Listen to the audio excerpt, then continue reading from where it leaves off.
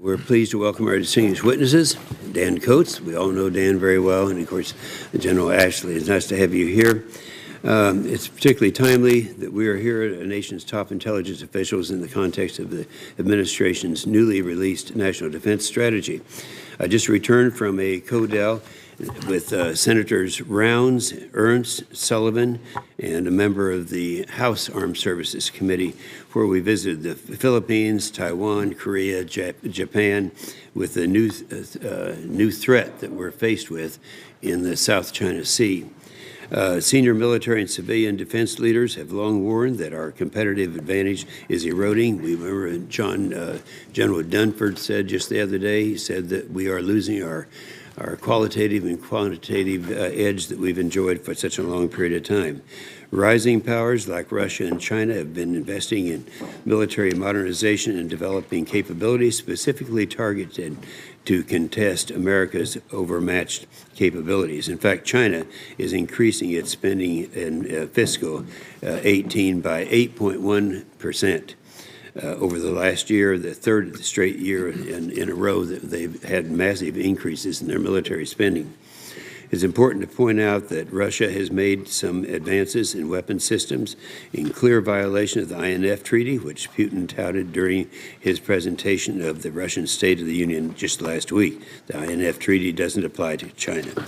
While our response here at home during the last administration was to provide our military with inadequate funding, budget uncertainty, and readiness crises, now in a new era of great power competition of Russia and China, which we witnessed during our CODEL last week, and what they're doing in reclaiming land and to be used for the wrong purposes.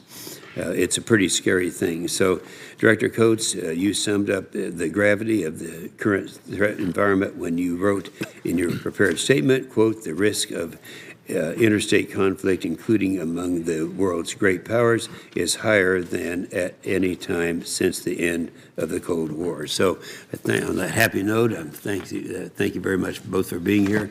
Senator Reid. Thank you very much, Mr. Chairman. I'd like to welcome back our former colleague, Director Dan Coates, and also General Ashley. Thank you, sir. You're making your first appearance before the committee. Welcome. The new National Defense Strategy states that the central challenge facing the nation is the reemergence of long-term strategic competition with Russia and China, and that this competition replaces terrorism as a primary concern in U.S. national security. Without question, both Russia and China pose a serious threat to our national security. In order to counter these threats, we must better understand their objectives and the means through which they will seek to achieve them. In doing so, we must consider the full spectrum of capabilities of our potential adversaries, from high-end platforms to low-end hybrid or irregular warfare approaches. The Kremlin is aggressively pursuing strategic competition across the full range of capabilities, from nuclear and conventional military modernization to asymmetric operations below the level of military conflict intended to undermine the foundations of our democracy and inflame social divisions. We need a clear-eyed understanding of President Putin's intentions in asserting Russia's claim to great power status and using every tool at his disposal to destabilize the rules-based international order that has promoted strategic stability for decades. Most pressing is that the intelligence community fully agrees that Russia is already launching an assault on the U.S. midterm elections later this year. Yet we have repeatedly heard from administrative officials that the White House has not directed the intelligence agencies or the relevant DoD components to disrupt or blunt Russian cyber and other attacks against the fundamental institutions of our society. In the case of China, we need a whole-of-government approach that counters the economic, diplomatic, and military competition we face. In other words, military response alone will not be successful. China is a large entrepreneurial country with a long-term vision. We must also endeavor to ensure that China adheres to the rules-based order from which it has benefited so greatly. I am deeply concerned about the continued militarization of the territorial features of the South China Sea, its illicit theft of U.S. technology and intellectual property, and its coercive activities against its neighbors, including the economic retaliation against South Korea for accepting the THAAD deployment necessary to defend itself from North Korea. China should work with its neighbors instead of destabilizing the region through its actions to resolve its disputes peacefully and through the legal mechanisms that exist. Great power competition may be the current geostrategic reality, but we must not neglect other equally complicated challenges. I believe it would be harmful to our national security if we exclusively focused on great power competition at the expense of the ongoing threats posed by rogue regimes, terrorist organizations, and other non-state actors and criminal organizations. For example, we face a clear and present threat from North Korea that must be contained and deterred. A preemptive war with North Korea would be a catastrophic event for the people of South Korea and the region. Instead, we must come up with a robust deterrent strategy that layers strong missile defense with strict sanctions and sustained diplomatic effort. We must also pursue a robust counterproliferation effort. Our strategy must be multilaterally and globally coordinated. We can contain the threat that North Korea poses without going to war if we engage in a consistent strategy and adequately resource our government agencies, especially the State Department, in the coming years. According to all reports, Iran is complying with its obligations under the Joint Comprehensive Plan of Action. However, Iran continues to play a destabilizing role in the Middle East through its development of ballistic missiles and support of proxy groups, particularly in Syria and Yemen. While the so-called physical caliphate previously enjoyed by ISIS has been dismantled, the group has not been defeated. ISIS-directed and inspired attacks will remain a persistent threat for some time to come. Likewise, al-Qaeda has proven resilient and continues to seek new sanctuaries from which it can launch spectacular attacks against the West. In Afghanistan, the coalition continues to confront a variety of threats from the Taliban-led insurgency, as well as the variety of militant groups that call South Asia home, many of which have proven resilient in the face of significant military pressure. The National Defense Strategy calls for a more resource-sustainable approach to efforts in Afghanistan. However, the administration is set to increase the number of troops in country, which follows on the heels of last year's increase. At the same time, we hear reports that countries like Russia may be seeking to expand efforts to engage with our adversaries in the Taliban, possibly to pay a spoiler to our efforts. It is clear that we are living in complex times, and I look forward to your testimony on these issues, and thank you for your service. Thank you, Senator Reed. Since a quorum is now present, I ask the committee to consider Lieutenant General Paul Nakasone, who appeared before this committee this last week, to be General and Director, National Security Agency and Chief, Central Security Service, Commander, United States Cyber Command, and Dr. Bennett Park to be Deputy Administrator for the Defense Nuclear Nonproliferation National Nuclear Security Administration. Is there a motion? I so move. Second? Second. All in favor say aye. Aye. Opposed, no. The ayes have it. Director Coates, we appreciate your being here, back with all of your friends, and we would like to hear from both of you, and if you can confine your statements to around 5 minutes, that'd be helpful. We have a lot of questions. We have a well-attended meeting here. Senator Coates, Director Coates. Well, Mr. Chairman, thank you, and Ranking Member Reed, thank you, and members of the committee. It's an honor for me to be here today alongside General Ashley, to represent the men and women of the intelligence community whose hard work is reflected in the testimony that we are about to provide. As you will hear during my remarks, we currently face the most complex, volatile, and challenging threat environment in modern times. The risk of interstate conflict is higher than any time since the end of the Cold War, and we have entered a period that can best be described as a race for technological superiority against our adversaries who seek to sow division in the United States and weaken U.S. leadership. Thus, it is ever more important that we remain vigilant to the range of threats worldwide as we seek to do all we can to provide security to the American people. I'll provide a brief overview of some of the top threats, starting with the functional topics and then moving to regional threats. Much of what has been said by the chairman and the ranking member will be reaffirmed and reflected in what I say, and so I'll try to keep this as brief as possible. Let me begin, however, with the cyber threat, which is one of my greatest concerns and top priorities of our office. From U.S. businesses to the federal government to state and local governments, we are under cyber attack. While state actors pose the greatest cyber threats, the democratization of cyber capabilities worldwide has enabled and emboldened a broader range of actors to pursue their malign activities against us.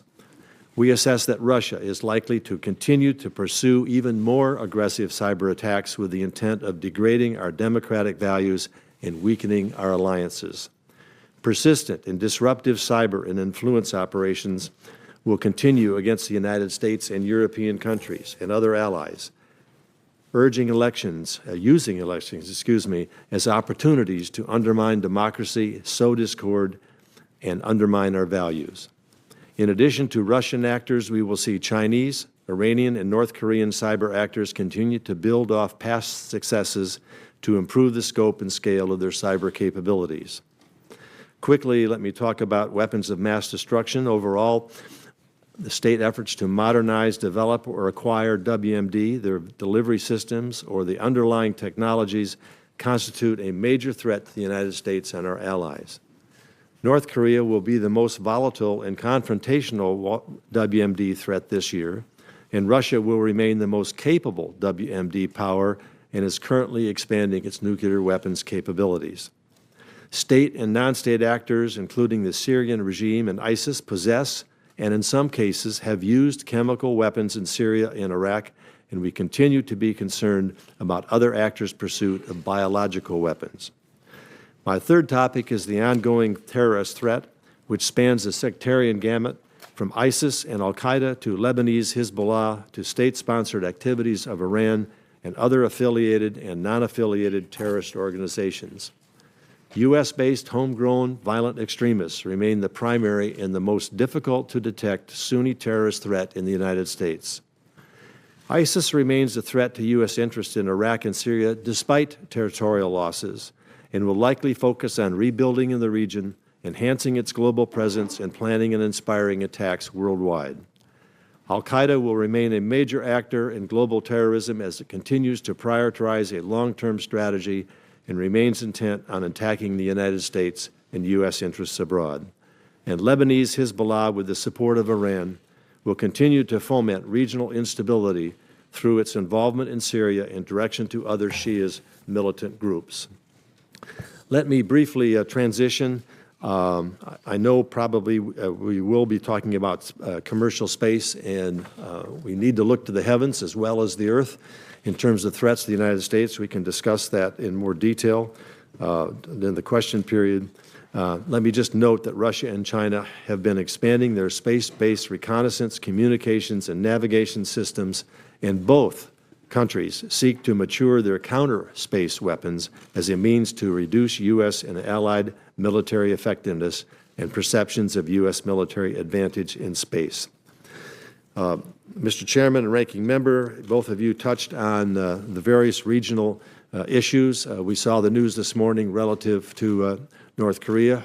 Hope springs eternal, but we need to learn a lot more relative to these talks, and we will, and the IC will continue to do every possible collection and assessment we can relative to the situation that exists in North Korea.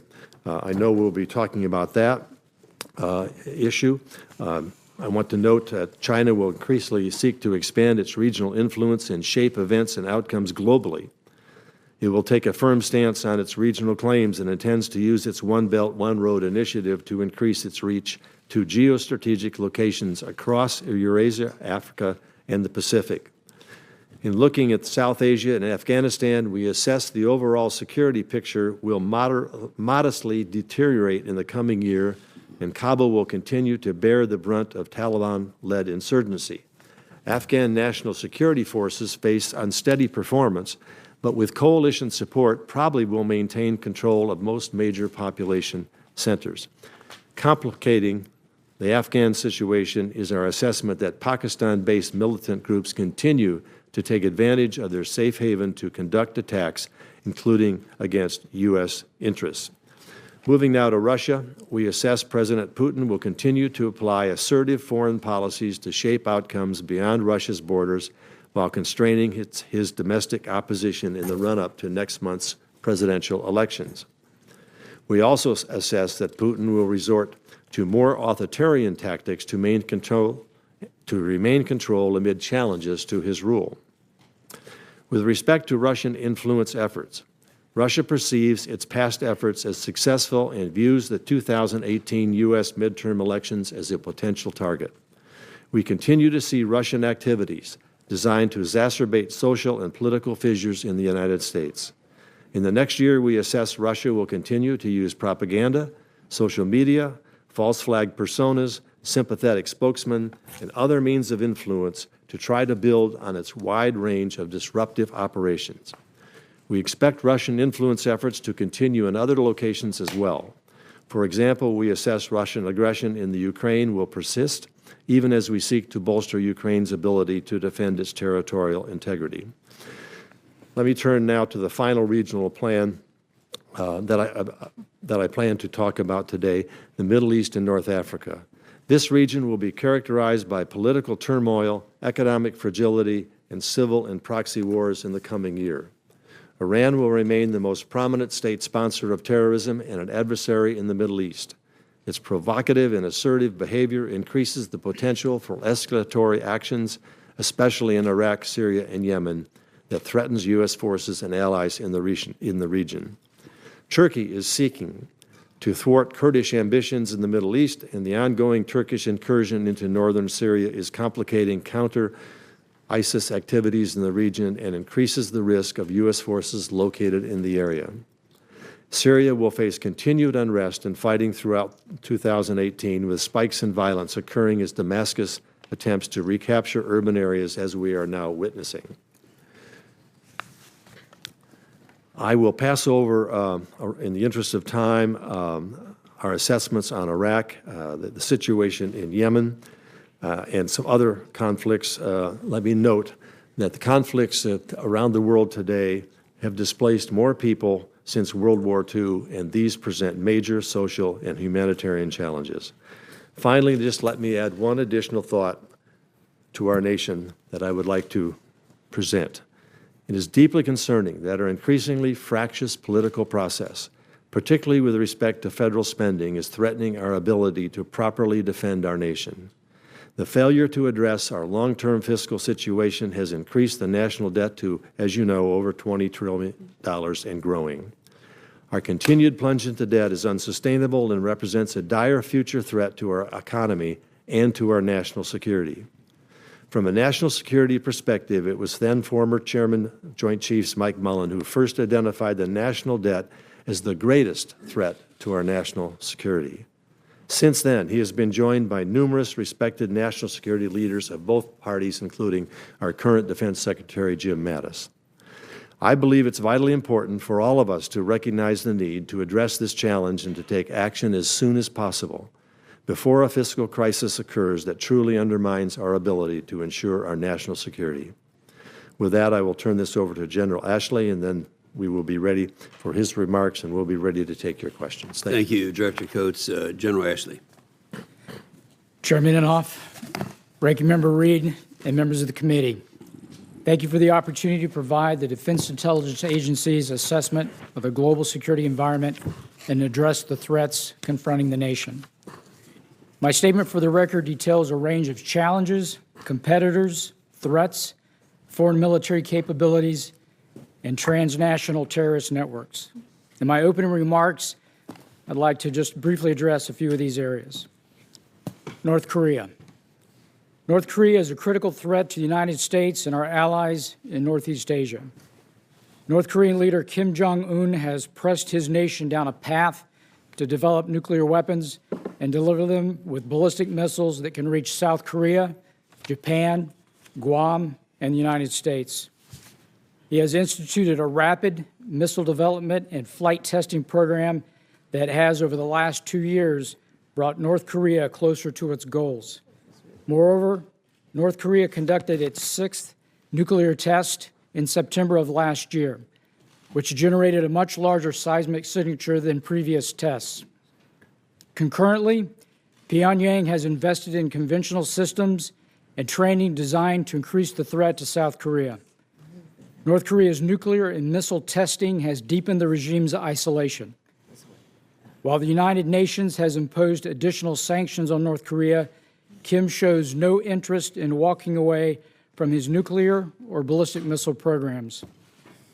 Additional missile launches are near certainty, and further nuclear tests are possible as Pyongyang seeks to refine its weapons design and its reliability.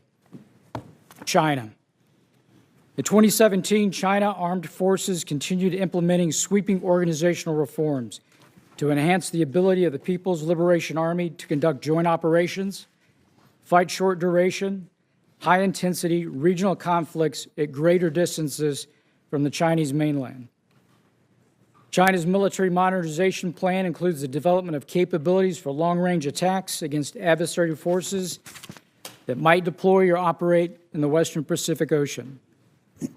China is leveraging its growing power to assert sovereignty claims over features in the East, the South China Seas, and the China-India border region. Beijing's military modernization program is expanding in concert with an intent to invest in a range of missions beyond China's periphery. China's increasingly lethal joint force will be capable of holding U.S. and allied forces at risk at greater distances from the Chinese mainland. Russia. Russia views the United States as the primary threat to its national security and its geopolitical ambitions. The Kremlin seeks to establish a sphere of influence over former Soviet Union states, prevent further eastward expansion of NATO, and ensure that no major international issues are addressed without Russia's input or at its expense. The Kremlin views the powerful, survivable strategic nuclear force as a foundation of Russia's national security and sees modernized general-purpose and non-strategic nuclear forces as critical to meeting its conventional military threats. Russia's aggressive actions abroad over the last several years, its military interventions in Syria and Ukraine, have boosted Russia's confidence in its military and increased Moscow's geopolitical profile. Afghanistan. In South Asia during the past year, Afghan National Defense and Security Forces, ANDSF, protected major population centers and denied the Taliban strategic gains while combating ISIS in the Khorasan province, as well as al-Qaeda. The ANDSF will build on its incremental success by continuing to develop offensive capabilities, while the Taliban will threaten Afghan stability, undermine public confidence by conducting intermittent, high-profile attacks in urban areas, increasing influence in rural terrain, threatening district centers, and challenging vulnerable ANDSF locations. Iran. Iran remains the primary nation-state challenger to U.S. interests and security within the Middle East. Iran continues to improve its conventional capabilities to deter adversaries and defend its homeland. Iran has the region's largest ballistic military arsenal that can strike targets throughout the region up to 2,000 kilometers from their borders. Following Iran's implementation of the Joint Comprehensive Plan of Action in January of 2016, the International Atomic Energy Agency continues to report that Iran has not enriched uranium beyond allowable levels and maintains limits on centrifuge numbers and allows monitoring of nuclear fuel and heavy water stocks. Iran remains committed to modernizing its military, building the capacity of its partners in the region, while balancing a desire to gain from its integration into the global economic system. Cyber. Our top competitors are developing and using cyberspace to increase their operational reach into our military and civilian systems, exploiting our vulnerabilities and challenging the adequacy of our defense. Terrorism. ISIS suffered significant setbacks in 2017. Territorial losses in Iraq and Syria and persistent counterterrorism operations against ISIS' global network have impeded its ability to exploit instability in the region where it operates.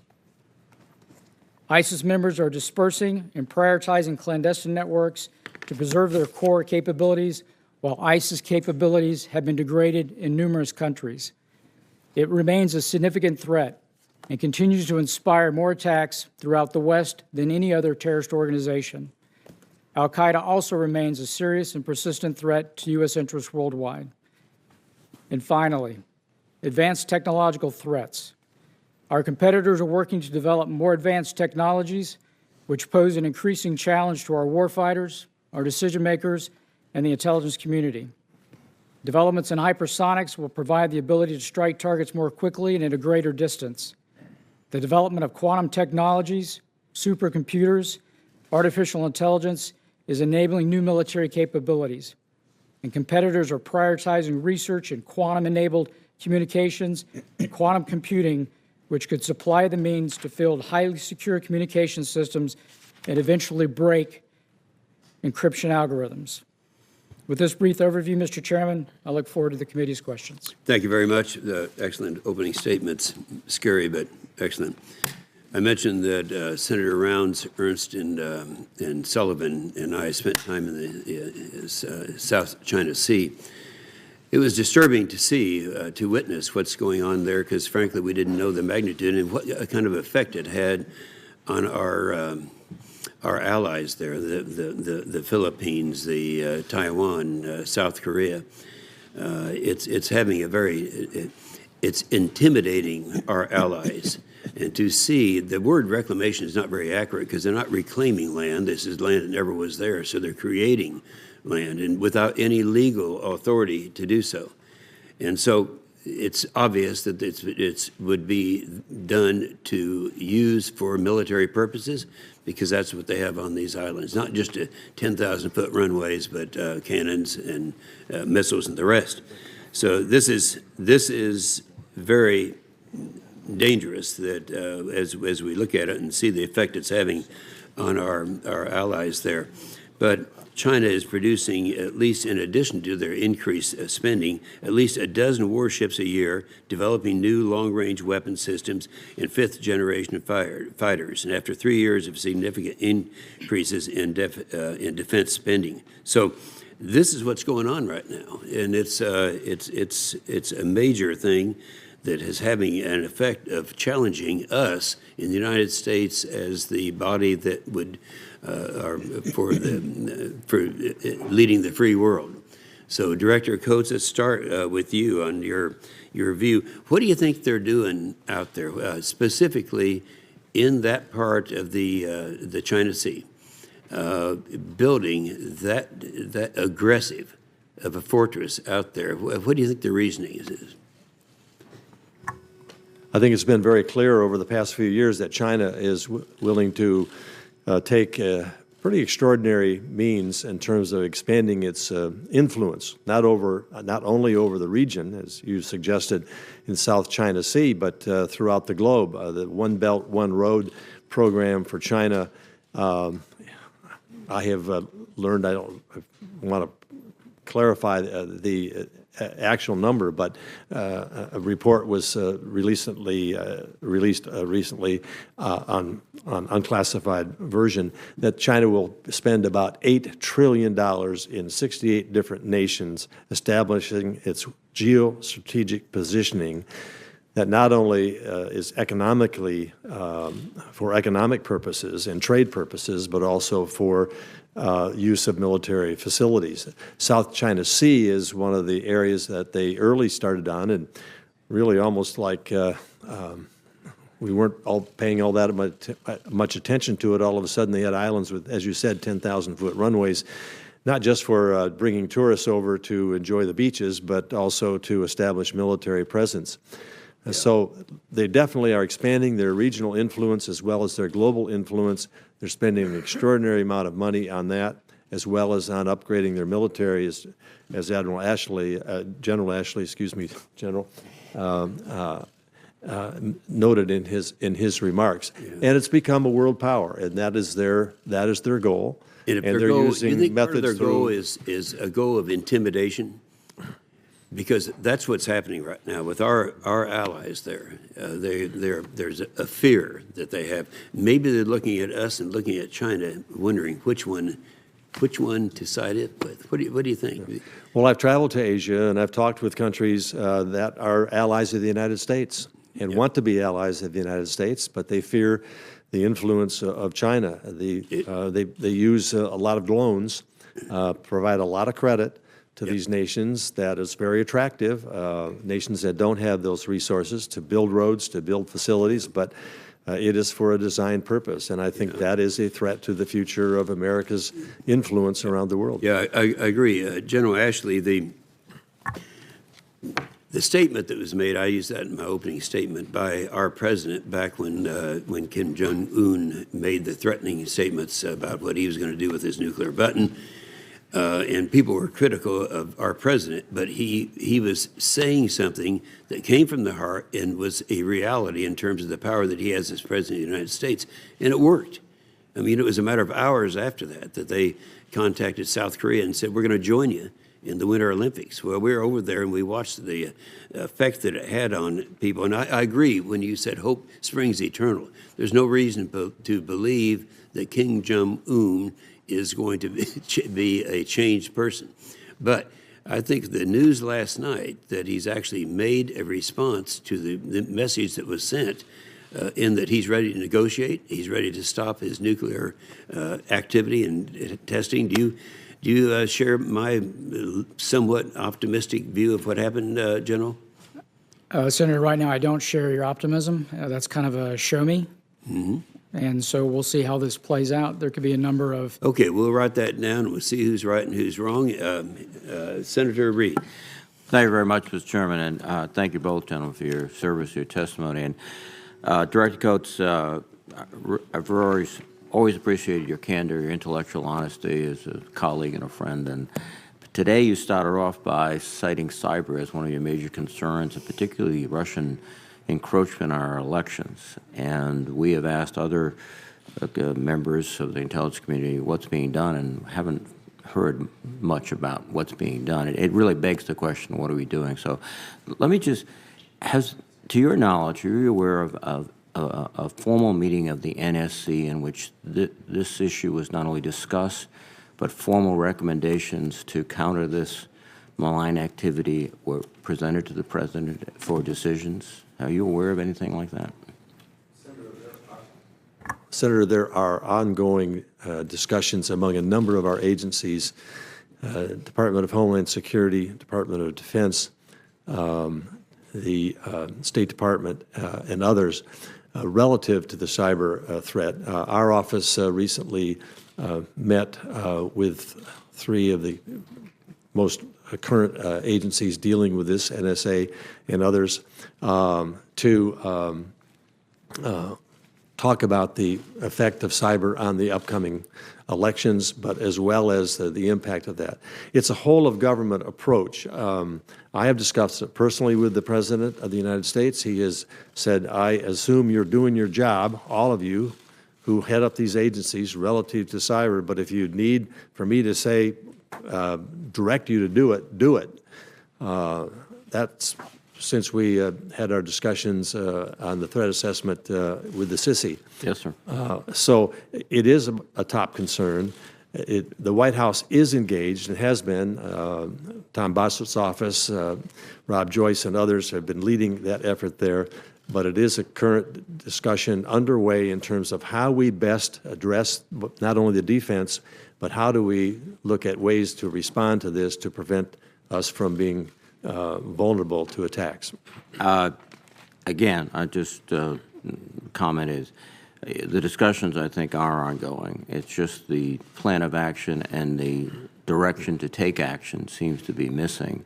And somewhere in that is ultimately the President. That's the nature of his office, the nature of our Constitution. I would agree with that, Senator, but I think working with the Congress also, much of the time in my last term here in the Senate was working to try to identify legislative action regarding critical infrastructure and putting a cyber plan in place. And I think this is something whole of government. The executive has to work with Congress to decide what policies we would provide. It has to be whole of government, Homeland Security, Department of Defense, but you know, it starts at the top if we're going to get anything done. And let me just ask a change subject for a moment. Is that I've had the opportunity to travel overseas the last several months visiting U.S. forces, South Korea, Djibouti, Somalia, and Jordan. One of the disconcerting discoveries is that we do not have an ambassador in South Korea. We do not have an ambassador in Jordan. We do not have an ambassador in Somalia. We have troops in contact in Somalia. We have critical equities in all these other countries. Does it disturb you that we don't have the State Department engaged like that across the globe in terms of our national security and your intelligence operations? Well, as a former ambassador, I like to see ambassadors get nominated and confirmed. But that really is a question for Secretary Tillerson and the State Department to address.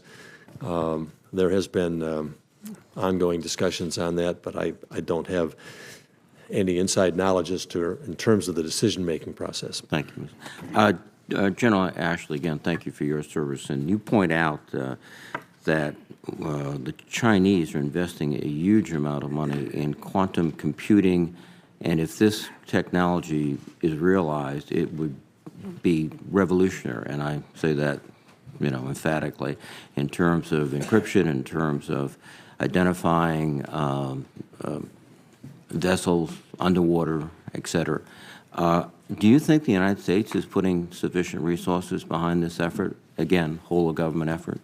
Yeah, I can only speak to where the Chinese investments are going in that assessment. I can't speak to where we are as a nation and where we're investing. I could elaborate on the Chinese aspects of that. Are you making the depth, the scope of this investment clear to your colleagues that do have, the responsibility to inform leaders about what we should be doing? Senator, we are.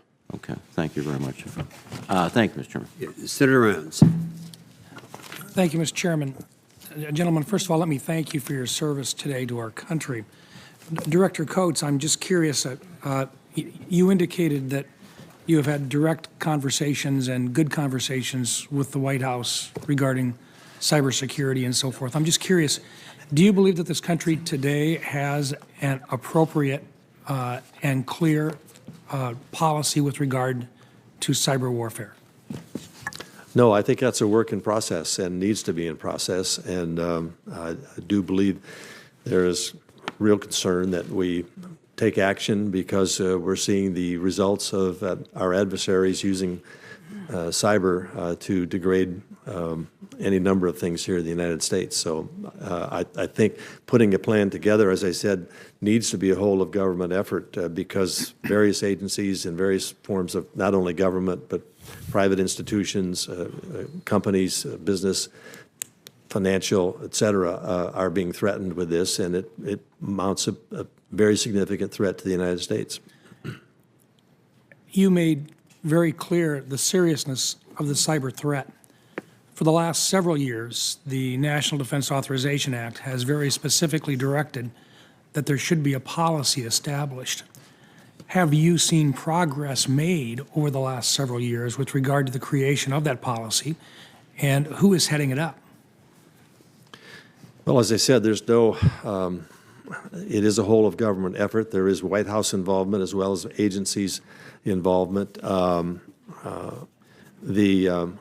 But in specific answer to your question, I don't think the progress has been made quick enough to put us in a position where we have a firm policy and understanding not only ourselves but what our adversaries know relative to how we're going to deal with this. It's a dicey issue. We know the capabilities and been on the losing end of some of those capabilities of other cyber actors, starting the potential retaliation for actions that are taken from an offensive response have to be weighed in the context of all that. Our critical infrastructure, which a number of efforts are underway to protect that infrastructure, but we still haven't, from a policy standpoint, either from the executive branch or the congressional branch, defined exactly what that is and how we're going to support those defenses. And then the question of response, I think, is something that really needs to be discussed because there are pros and cons about how we should do that. I have personally been an advocate of playing offense as well as defense. I think we've done a pretty good job on defense, but we don't have an offensive plan in place that we have agreed on to be the policy of the United States. I've had the opportunity of serving as the chair of the cyber subcommittee for this committee, and along with Senator Nelson, who is my ranking member, we have basically come to the same conclusion that you have, that this is a critical and most certainly a primary source of threats to the United States now and in the future. We're also concerned that while the whole of government is working on it, we do not have an appropriate policy in place today, and it should be, as you have suggested, a primary point to be reckoned with in the future. I would also agree with your assessment. I think the Science Board for the Department of Defense has made it very clear that for the next 10 years, with regard to cyber attacks, our defensive capabilities will not match the offensive capabilities of our peer competitors, requiring that deterrence be enhanced on our part. So I'm very pleased to hear that you feel the same way, and I hope that message gets across that that has got to be a part of our cyber policies now and in the future. So thank you for that. Let me ask just one other quick one here. With regard to space, buried on page 13 of your items, it has to do with the threats in space and the threats to our capabilities to use space. Do you think there's a disconnect between what our policy is right now with regard to our capabilities in space and what our peer competitors are doing to limit our ability to see and to utilize what has now become acceptable technical capabilities, GPS and so forth, that are they in a position right now to basically shut down our use of space in a time of war or a near-war position? Our assessments have been that we hold a significant advantage in space. Our assessment also says that there are other nations, particularly China and Russia, that are seeking to catch up with us. I would turn to General Ashley relative to the military use and protections that we are providing for our satellites and trying to maintain that advantage that we now currently have. So I would say that is integral to their strategies. When you look at the kind of the near peers, whether it's Russia or China, they understand the dependencies that we have on space, and so they're developing capabilities for how to counter that, whether it's a directed energy weapon that's terrestrial, whether it is a co-orbital attack satellite, whether it's jamming from the ground. So they're looking at strategies and how they develop really kind of a layered approach to deny us that capability, because they realize how integral it is, not only for us, and it'll be integral for them as well. Last question. Better at it than we are? So they're in the development stage at this point. Thank you. Thank you, Mr. Chairman. Senator Shaheen. Thank you, Mr. Chairman. Thank you both for being here. Director Coates, it's always nice to see you back in the Senate. I want to make sure that I understood what you said to Senator Reid. I understood you to say that when you raised the concerns about needing to respond to what Russia is doing to interfere with the potential elections coming up in 2018, that what you heard from the president was that you should do whatever you needed to thwart that. Did I understand that correctly? My response was in the question that was asked relative to the cyber issue, the direction to go forward on cyber. I did not understand it to be said in the context of the Russian influence on the elections. So you haven't heard anything then from the White House or the administration about directly responding to interference that we've heard testimony from a number of intelligence officials who have said that there is currently interference going on from Russia into our upcoming election cycle for 2018, and you haven't had any direction from the White House or the administration to respond to that. Is that correct? No, I wouldn't put it in that context. There obviously is concern about this ongoing effort of Russians to interfere with our elections. The White House is well aware of that, as we all are, and agencies have been tasked to address this. The meeting that I just talked about also included our working with the state and local officials, election officials, relative to protections to put in. And of course, our job is to do the warnings. Our job is to do the collect the information, do the Right. assessment, and provide the warnings. And I don't want to interrupt, but that's a direct contradiction from what we heard from Admiral Rogers when he was before this committee. He said that he had not heard from anyone in the administration or the White House about taking any action to respond to what Russia is doing to interfere in our elections. But it still sounds to me like you're saying something different. Well, the NSA, which Admiral Rogers directs, is one component of many agencies that are involved. DHS really has taken the lead on this. The White House has been engaged on this. The Department of Defense, other agencies have been engaged on this. So can you tell this committee what is being done to respond? Is that something you can tell us in this open hearing so that I can reassure my constituents that we are, in fact, trying to address this? Much of what is being done or is being examined to be done would fall in a classified area that I would be happy to address in a classified session. But Mr. Chairman, I would urge you and the ranking member to hold a classified briefing for this committee so that we can hear firsthand what's being done to respond. Let me ask you, General Ashley, to change the subject a little bit. Last week, before his State of the Nation, in his State of the Nation speech, Vladimir Putin bragged about weapons that Russia has developed that can avoid our missile defense system and that can strike anywhere in the United States or, in fact, in the world, he said. Is that an accurate assessment of what we understand Russia to have developed? So let me put the kind of his State of the Union into context. Obviously, an election year is coming up, and it was really for consumption of a domestic audience. But I will say that we're aware of the systems that he spoke about. They are in a research and development phase, and any further discussion, I'd have to go to a classified session, and we could talk about those. Well, again, I hope we will have the opportunity to hear about that in a classified session. As you know, that got a lot of attention in the United States and a lot of concern.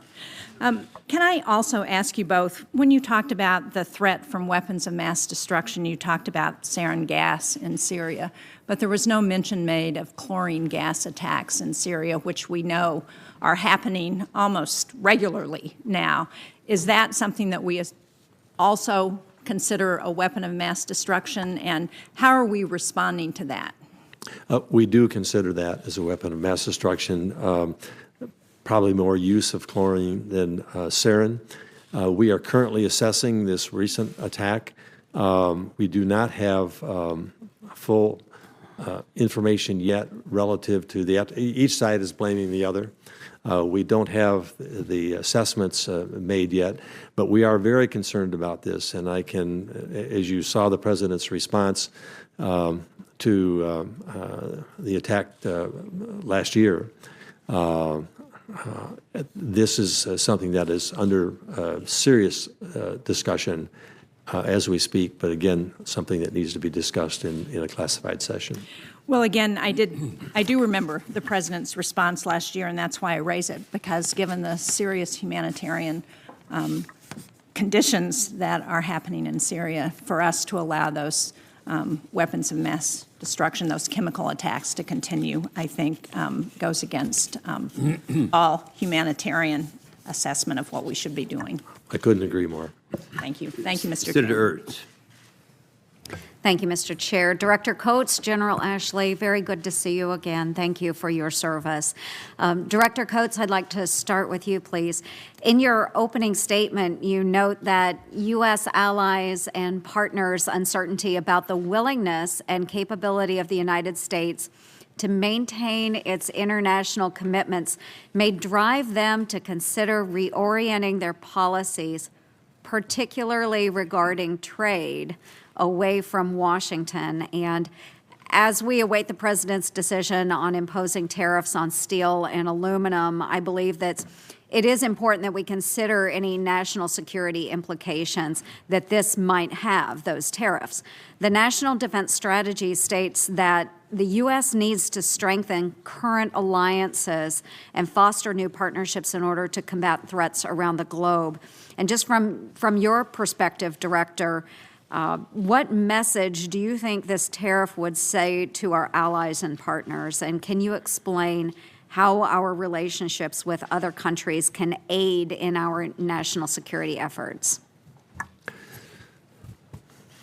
Well, the threats that we see around the world obviously need to be looked at in the context of who's on our side and who are our adversaries, and how we can better maintain relations with our allies in order to address these. When General Mattis talked about we're trying to address some of these situations through by, with, and through, it means working with allies. Obviously, trade is one of many, many threads of that tie us together.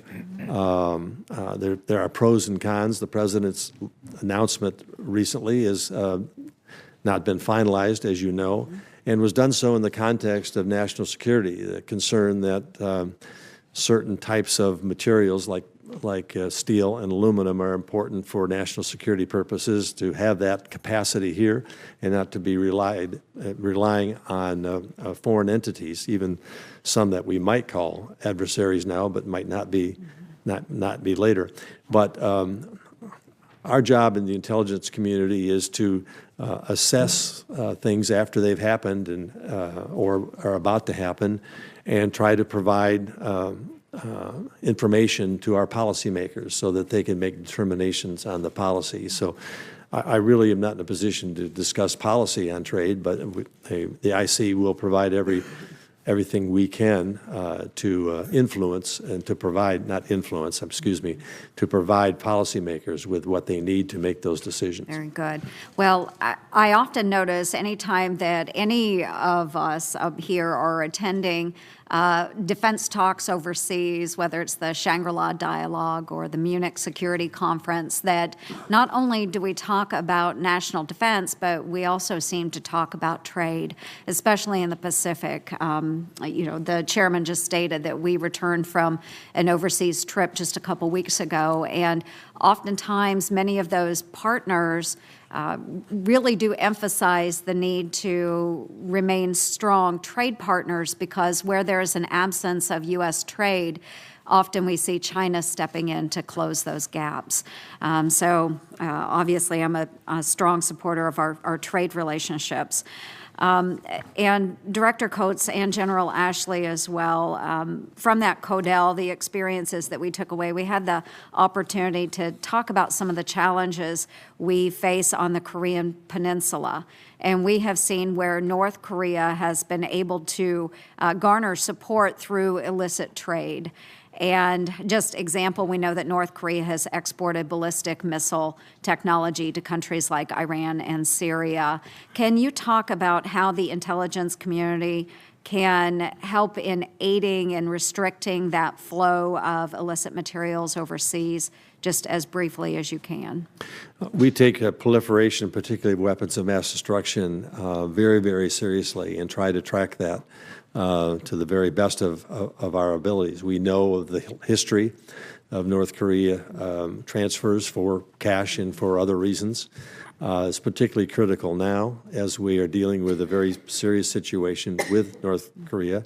We have seen workarounds, sanctions that have been imposed by the North Koreans to achieve essentially revenue to support their military. So it's something that we take very seriously. It's a very high priority for us. Okay. And General Ashley, is that something through the military community we're able to work with partner nations to share information to stop that trade? So I think what you want to do is make sure you sensitize all the nations that would be somewhere in that supply chain as to where the risk might lie and how they might interdict that. The challenge with some of the technologies, it's dual use.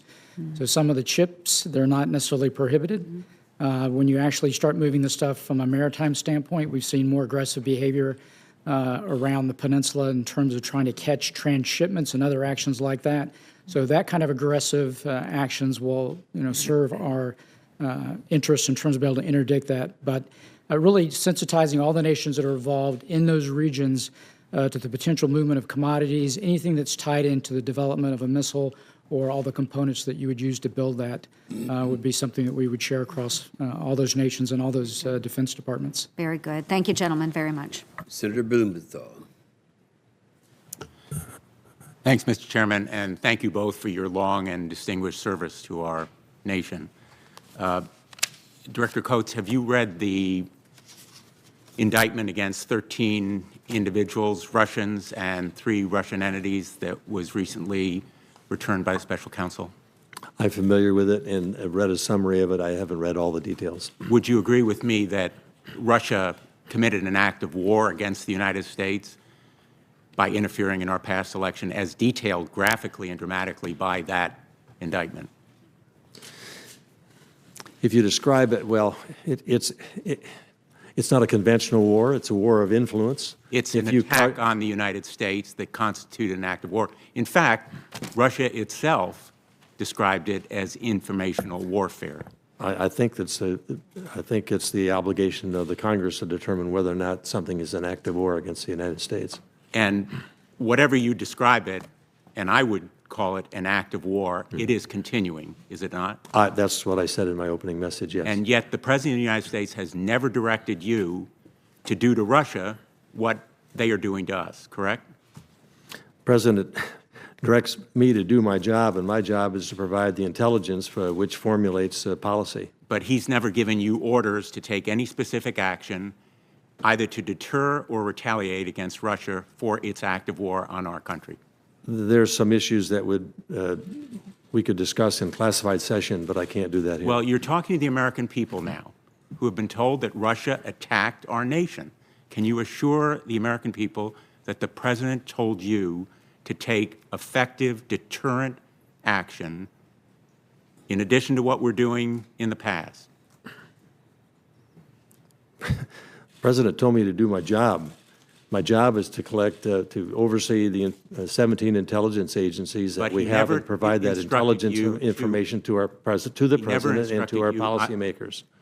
I apologize for interrupting. He never instructed you either to counter, deter, to retaliate, to take any action, or to devise a plan against Russia.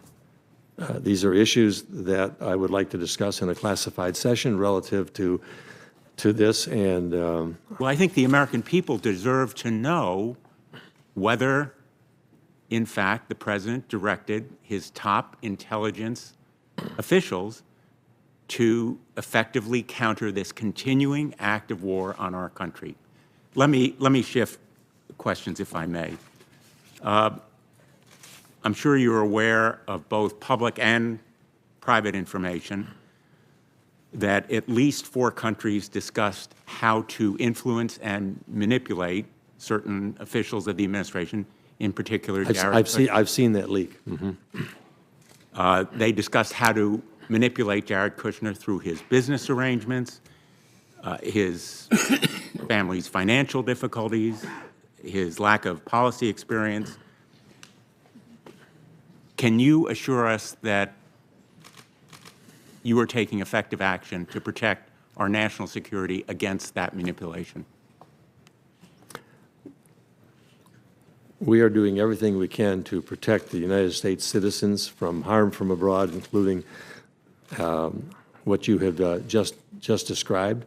Once again, we provide the intelligence that provides information to our policymakers to make decisions as to how to go forward. Jared Kushner no longer has access to top secret classified information, but he continues to have access to secret information, correct?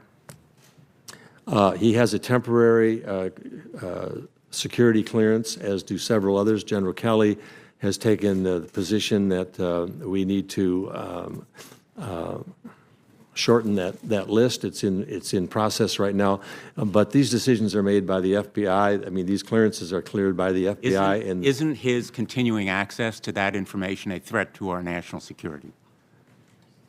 I don't believe it's a threat to our national security. No, I don't, because he now has, under General Kelly's direction, had a temporary access to some types of information, but not to highly classified information. Senator Grassley and I have written to both the White House, Don McGahn, and to the Director of the FBI, Christopher Wray, asking for a full explanation of the continuing security clearance process, because I continue to believe, speaking only for myself, that it continues to be defective, and I hope you will cooperate in that review. We certainly will cooperate from an intelligence standpoint for that review. And can you assure us that you will take action in the event that any foreign government seeks to manipulate a member of the White House staff? Well, once again, I want to just make clear that taking action is a policy decision. We provide the information, the truth to power, the truth to those who make those policy decisions. To the extent that the intelligence community can participate in those actions, that has to be formulated through policy. But you'll make recommendations. We're very much a part of all these discussions, yes. Thank you, Mr. Chairman. Senator Fisher. Thank you, Mr. Chairman. Welcome, gentlemen. If we could gear this back to some worldwide threats that we're facing as a country, I know in the recently released nuclear posture review, it was stated that Russia mistakenly assesses that the threat of nuclear escalation or actual first use of nuclear weapons would serve to de-escalate a conflict on terms favorable to Russia. That's commonly referred to as an escalate to de-escalate strategy, and since the document's release, some, the Russian government in particular, have disputed this assessment, and they deny that Russia has such a strategy. General, I would ask you, do you agree with the NPR's assessment that the escalate to de-escalate strategy reflects Russian doctrine? Senator, I do. That has been part of their doctrine for some time. I understand that since we are in an unclassified forum, we can't discuss in great detail how you arrive at that conclusion, but in general, is it fair to say that this strategy is reflected in their military exercises, statements of senior leaders, and development of military capabilities? So let me kind of give an overarching in terms of what they think about when they think about their nuclear triad. That is integral to their deterrent strategy. And it's the same kind of triad that we have, but when you talk about non-strategic nuclear weapons, it really is, it's escalate to de-escalate, and it's been couched in different terms, escalate to dominate or escalate to have conflict termination. And the strategy there is that you create a pause, in this case, a strategic pause where you're back into talks and discussions within the conflict. And where I would see them using this, it would be a situation where Moscow saw their national vital interest, actually Russia proper, was at risk. And in the NPR, it does state in there that a limited first use could paralyze the United States and NATO, that the Russians do believe that that would happen, and then it would end a conflict on terms favorable to Russia. Do you agree with that statement in the NPR? Yes, ma'am, that would be the desired outcome. Okay, thank you. And gentlemen, both of your opening statements discuss the increasing nuclear capabilities of Russia as well as with China. Do you agree with the NPR's assessment that since 2010, global threat conditions have worsened markedly, both in general terms and with specific respect to nuclear threats? I would agree. In general? Yes, ma'am. Thank you. General, in your statement for the record, you assess that Kim Jong-un has, quote, attempted to reinvigorate North Korea's conventional military. And we've focused extensively on North Korea's nuclear weapons development, but can you please elaborate on North Korea, and have they invested in modernization of their conventional force as well? Yes, ma'am. So a lot of that is really focused on the old Soviet equipment that they have in terms of modernization, better accuracy, better systems, integrated to the existing weapons that are part of that inventory. I think the big change that we've seen from his father to Kim Jong-un is the rigor of training. Prior with his father, you did not have the level of discipline, you did not have the level of rigor that we would normally associate for what you do to get a force ready to go to war. Kim Jong-un is taking that readiness aspect very, very seriously. They do not have a capability that could, reunite the peninsula, but there is a significant capability that's over the 38th parallel in terms of the amount of damage they could do with their conventional forces in a conflict. And do you believe the sanctions regime has impacted North Korea's efforts to modernize their conventional military? It is starting to have an impact. In a general sense, or in specific areas where they are looking at that modernization? So I would take the modernization into a classified session to talk to you some of the specifics where we see that there is an impact.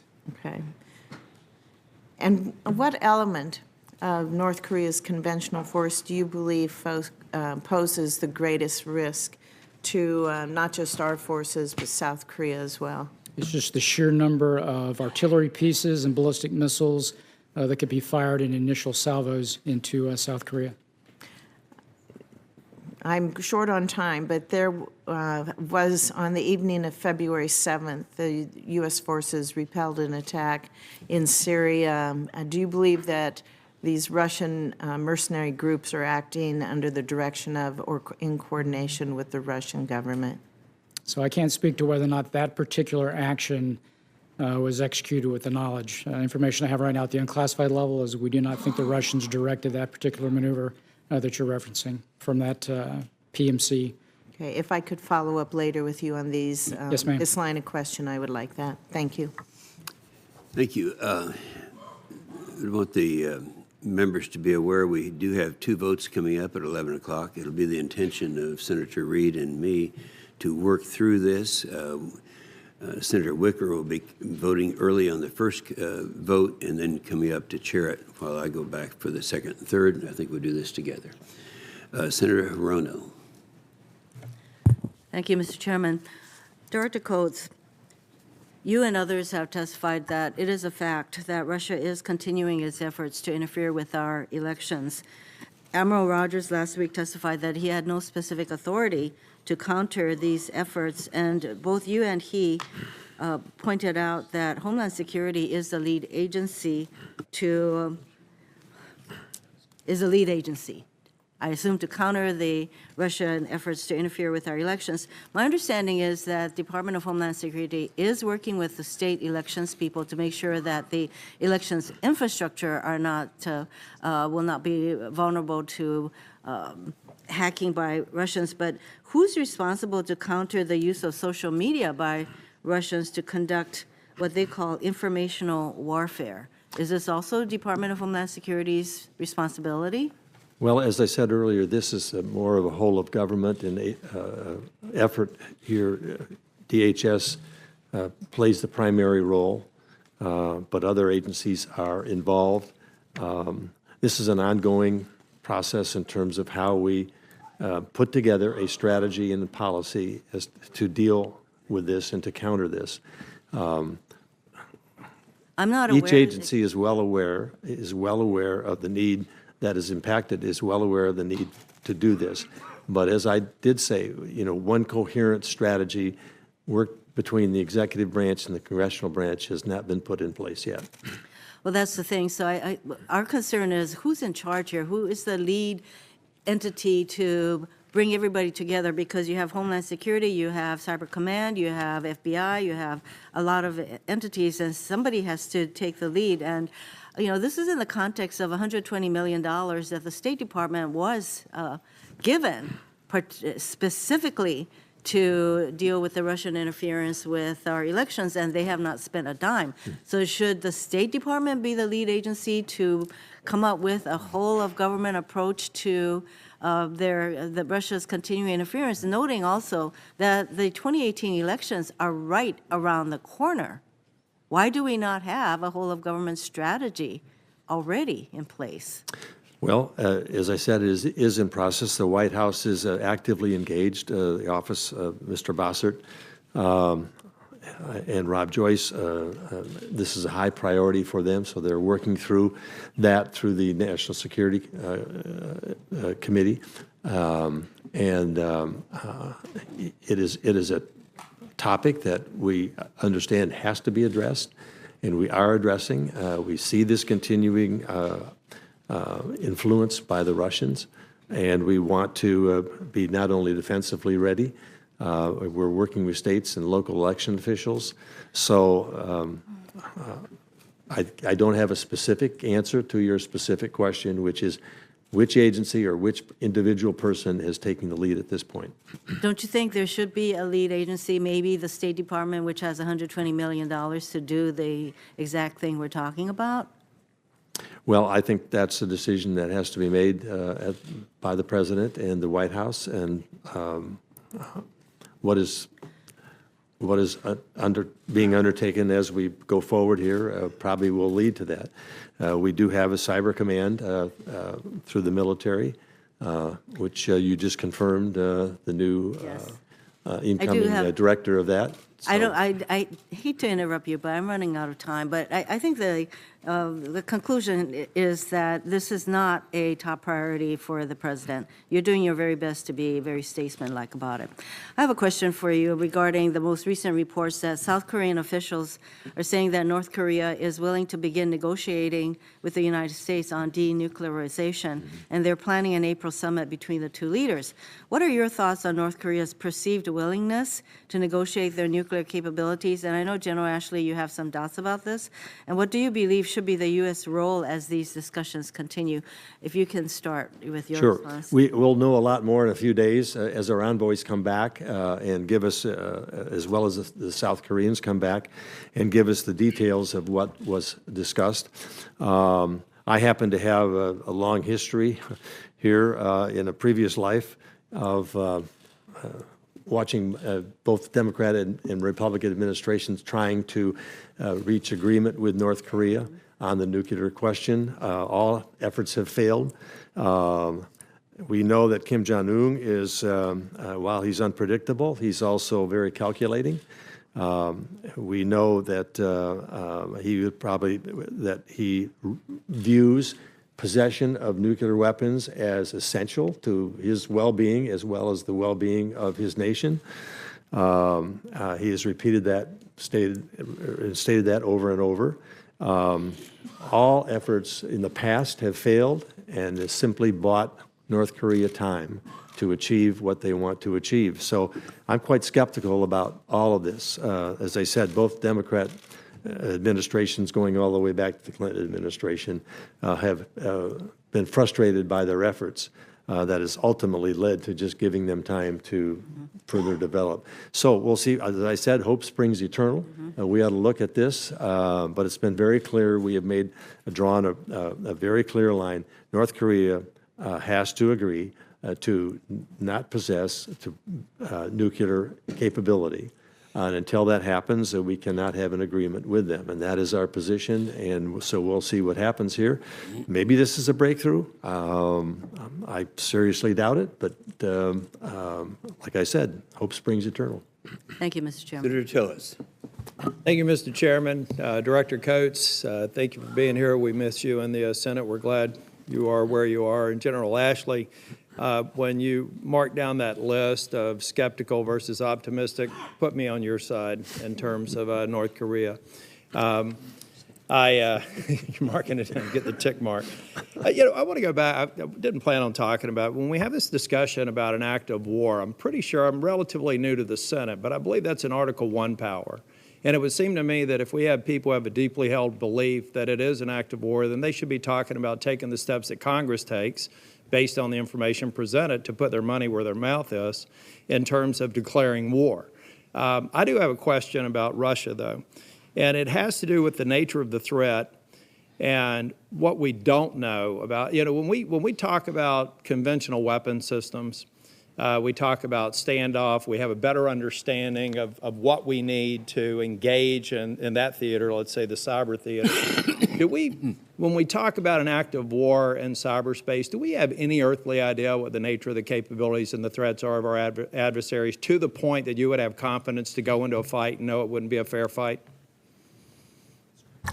Well, we're doing all the assessing that we can in that regard. As General Ashley said, the efforts of our adversaries are more in development stage than ours are, but we're well aware of the threat, and I think we have to start thinking about threats as we look up into space, as well as threats here on Earth, and use the same kind of principles that we use to assess what's happening here, because Director, space warfare could be a major issue for us. When you have in the past, you would view the actions of a hostile nation, it was easy to identify exactly what they did, and then you could determine how to respond to it. Isn't one of the challenges that you have, and I know some people have taken to task even in this hearing, is that we're really trying to sort through the fact patterns to know exactly who was involved and then exactly how to respond? Is that a fair way to characterize it, General Ashley? So let me take this from a Defense Department perspective. I think part of what you're alluding to is attribution. Mm-hmm.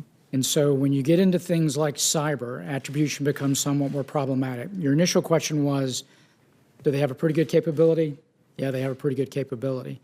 And it is global. So one of the things interesting about cyber is that it is not bounded.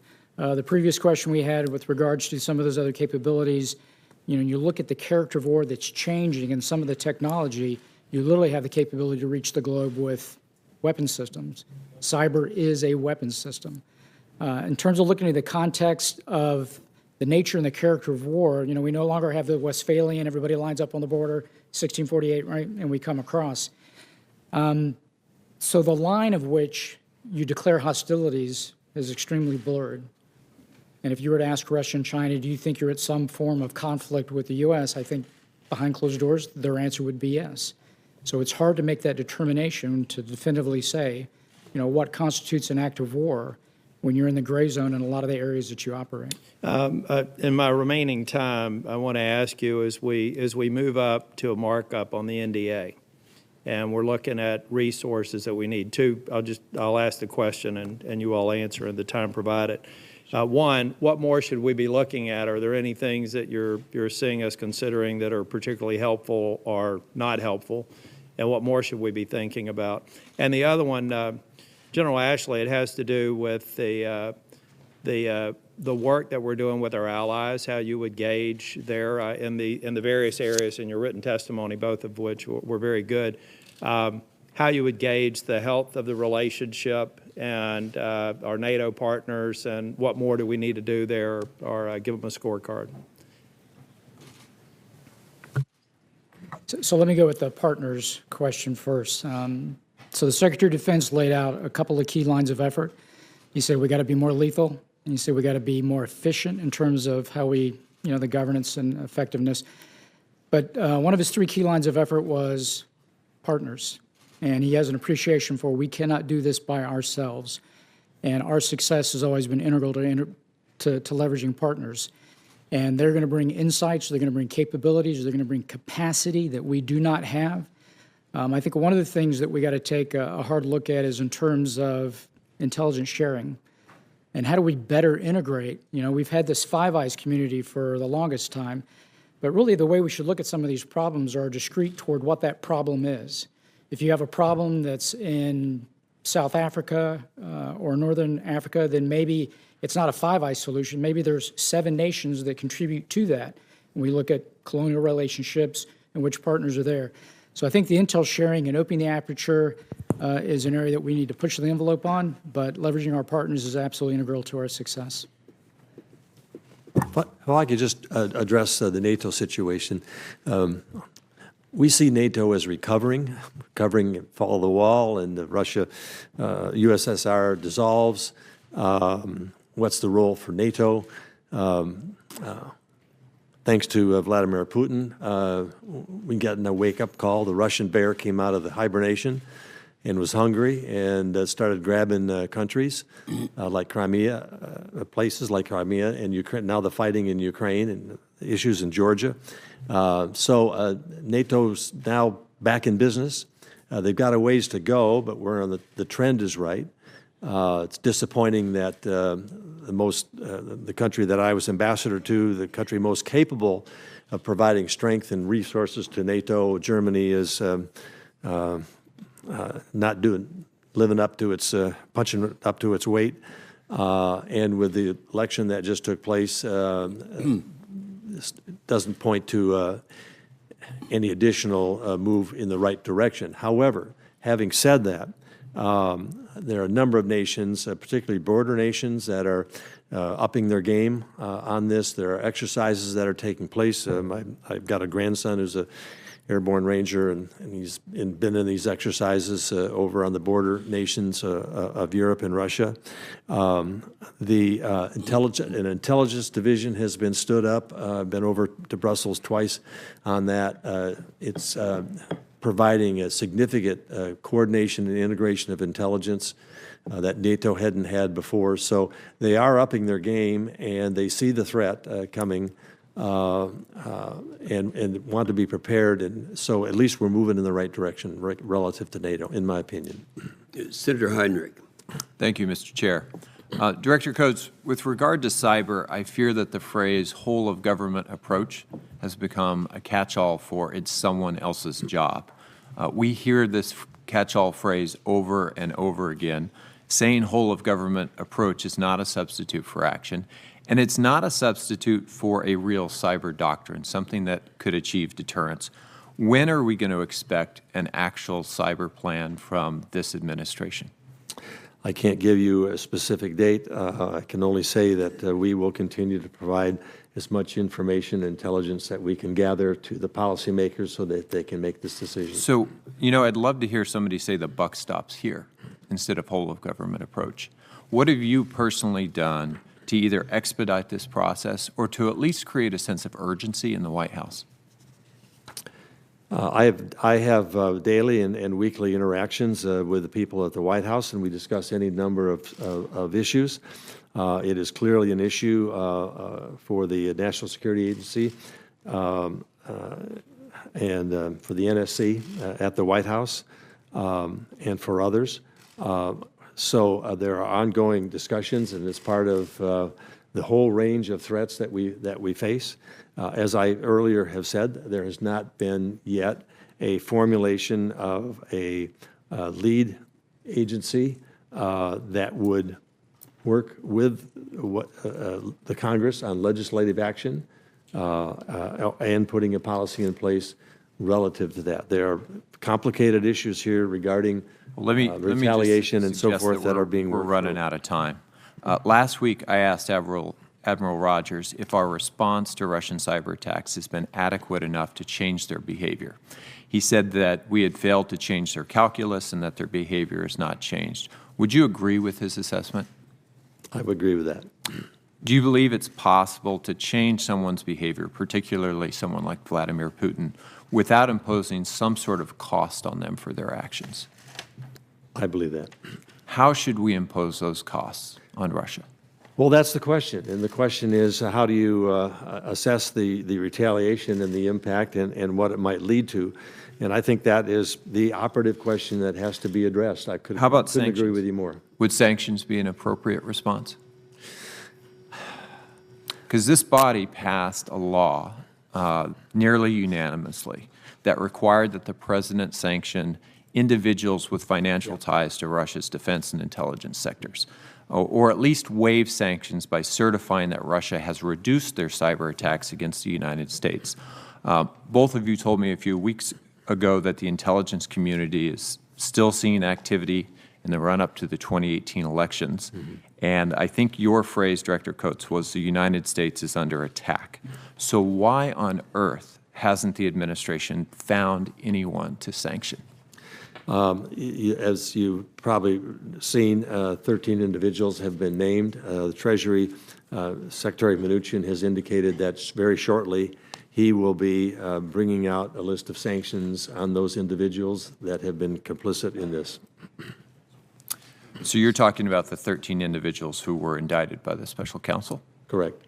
And this goes beyond that. This also goes to others. I don't know what names are on the list. We have provided intelligence information to the Department of Treasury for this determination, and I'm told it's coming soon. So you were asked make sure I get this right, to provide analysis to support the Treasury Department's decision.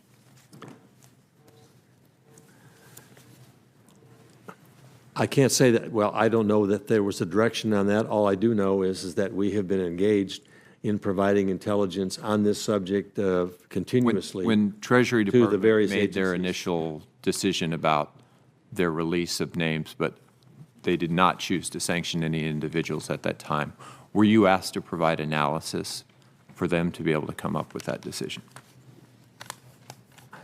I would have to go back and just double check whether this was just part of our regular ongoing provision of information or whether there was a specific ask on this. I'd be happy to get back to you on that question. Yeah, I would look forward to that. We've talked a lot about sanctions against Iran, a lot about sanctions against North Korea. It seems like there should be a focus on this. Thank you, Mr. Chair.